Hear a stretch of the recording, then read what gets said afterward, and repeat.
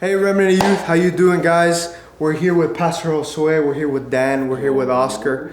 We're just here to talk about a little bit about how 2020 is looking. It's something really important, and I really just want to talk about it. I want to know where we're at, where we're headed, and why we should go about how we're going about things now in our church and especially as young people. So Pastor, just a little bit about how starting the year and fasting and praying, like what's your take on that? And personally as well. Yeah, I think it's a new year, and it's not just a new year, but it's a new decade. And I think that, every time we start a new year, it's a season where we come into prayer, we come into fasting. We can get into that in a moment, but I think that every time we transition into something new, there's a couple of things that we must do. And I think one of those things is really change your mindset. Mm-hmm. We were talking a little bit before we started this, and so many people are trying to hit the gyms. So many people are trying to Listen, that trying to get in games that on, is the most annoying thing ever. I actually go to LA Fitness, and that's one of the biggest. I kid you not, there's a person at every machine in the first week. The first Monday, no parking. It's super annoying, and I kid you not, like 2-3 weeks later, it's back to normal. That has to do with mindset, though. It's true. Because if people don't change their mindset and really develop that willpower that's within them, then something that they may have wanted to fulfill within the whole year is nothing. And I don't think that people really understand exactly how powerful that is, especially with God.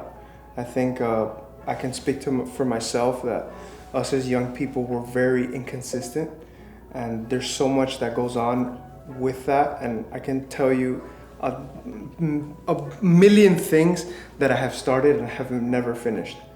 And because there's no motivation to do it or anything. If there's anything, let's be real. If there's anything I've ever followed through with, has been maybe a girl or something. But I'm not gonna give you that one. Wow. No, but am I? No, he's not lying. That's kind of true. I think as young people, we're mentally prepared for the sprint, not the marathon. Or we do what we want to do, not what we need to do. There you go. Get me? Like certain things in our lives. I feel like we expect change in such a short amount of time that when we don't see it, and that's unrealistic to put that expectation change in a short amount of time.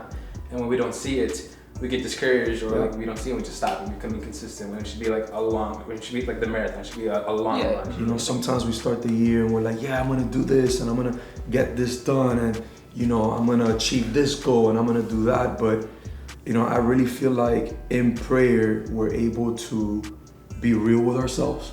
I think that in order to be real with God, we gotta be real with ourselves first.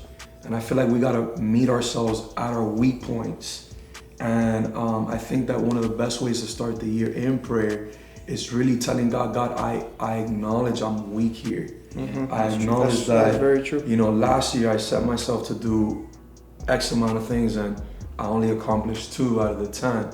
And I feel like if we discover the areas where we're weak in, we're giving and allowing God, giving room to God to meet us there and really strengthen us. It's true. And not only that, it's kind of what you were going back to, kind of about wanting to get there, but not really wanting to run it, Finish the race, but not run it. And that's so true. And I think that also has to do a lot with setting goals. Yeah. I don't know how you guys, how do you guys set your goals in terms of the month? And not only that, we're starting in a decade. Especially with all these memes coming, World War III and everything else. There's a lot of memes that came out about coming out in 2020. So I don't know how do you guys set your goals for that new year? Because that's usually something I really think about, and I try to write down, but then it's like that episode on SpongeBob where he's gonna write something down and he writes super nice, and nothing comes out of it. So I don't know. How do you guys feel about that? I feel like for me, setting goals is kind of tricky because you don't want to set goals. Innately, you kind of want to set goals that you can accomplish. So at the end of the year, you feel good about it. I did this, but maybe you feel like it was too easy. But at the same time, you don't want to challenge yourself too much because then you get scared and you get discouraged. So you got to, so as humans, keep it realistic. But we got to find that middle ground. It's challenging, but it's also doable. Yeah, I think when we set up goals, I think that there's 5 things that we should always do, and he was touching on one of them, which is, every goal that we set for either this new year or for the new decade, it should be achievable.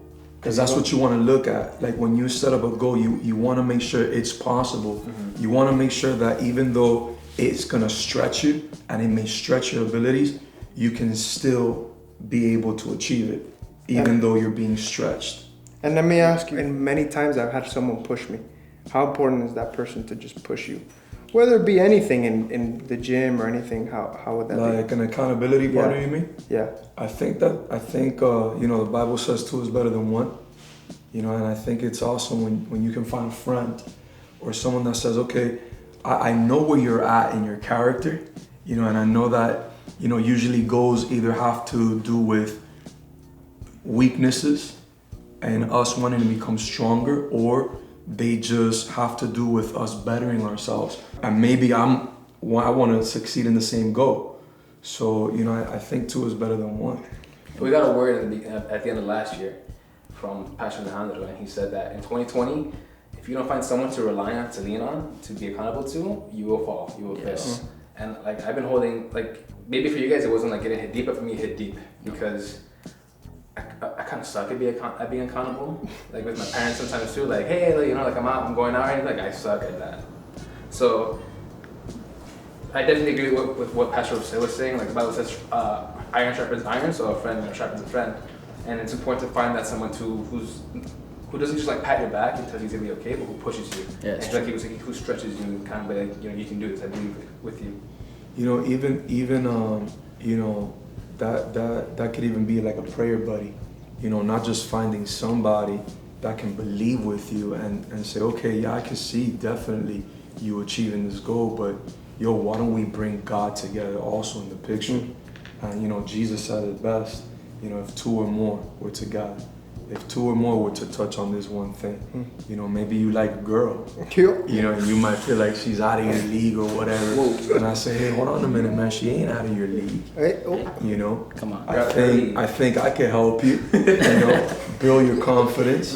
But I'm just kidding. and I'll help you pray. Come on. Or a degree, or a career, or opening up your business. Like, hey, I think accountability is something very important. Hey, did you go to the bank?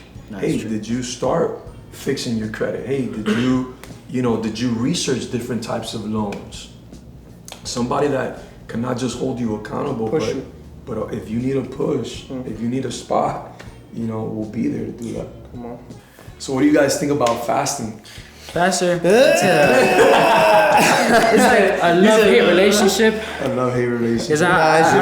It's just a hate relationship. I love food, but I love the blessing. So when you fast, what are the main foods that you miss or that you think about? Bro, God, like chicken, fried stuff, bro. Rice. We talking? Heck yeah. Especially I'm Honduran, so my mom knows how to cook. So mom's cooking. So is it snacks or is it real food that you like guys? Real food? Nah, I'm gonna be honest with you. Everything, like the nastiest foods, like even thinking about it right now. Like I'm just like, You ever have it where like you're fasting, you're like, I'm gonna eat that after the fast. Yeah. I'm gonna eat that after the fast. And you make a list. And then when the fast is over, that's it. You're like, what are No, you know what I don't like? When you're fasting, everybody offers you food. They bring you food, they give you food. Bro, but when you're not fasting, last Friday I'm in Wingstop. The guy's like, no one picked this up. Do you want it? I'm like, what the heck? That's never happened to me. I'm like, oh, I'm fasting. The audacity, bro. But can you tell that that's spiritual though? Yeah. Because like you start fasting and the whole world invites you to eat. Hey, don't worry about it. I got you. All that stuff. But talk to me about the benefits. You said it's a love and hate relationship. Benefits, I hate letting go of the food, but I love the benefits, the blessings. Like you can honestly see after the fast and during the fast, like God is really working with you, and you start to hear His voice more. It's like it becomes more audibly to you. Like an example, I went to Hop like this week, and God just started talking to me about people, about their family, so I started praying over them, and I was like, wow, like this fast really works, like fasting really works. And before that, I never really believed in fasting, mostly because I just really love food and I don't want to let go of the food, bro. Now, what's not fasting? Talk to us, Ron. What's not fasting? Blending your chicken. Okay. How about how people think fasting has to do with dieting?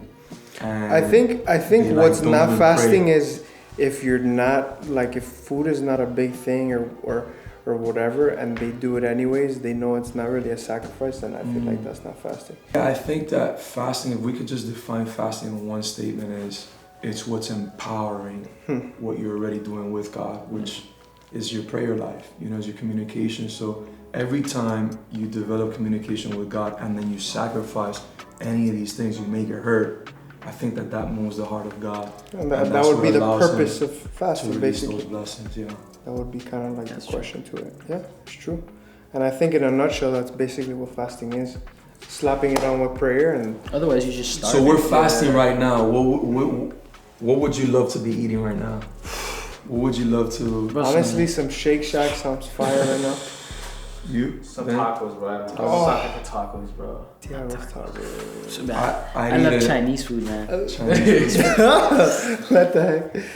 And Pastor, for anybody that wants to connect to our youth or anything, what would you suggest for us? I mean, every Friday night, we're here, based in Miami, best city in the world. We would love to have you guys.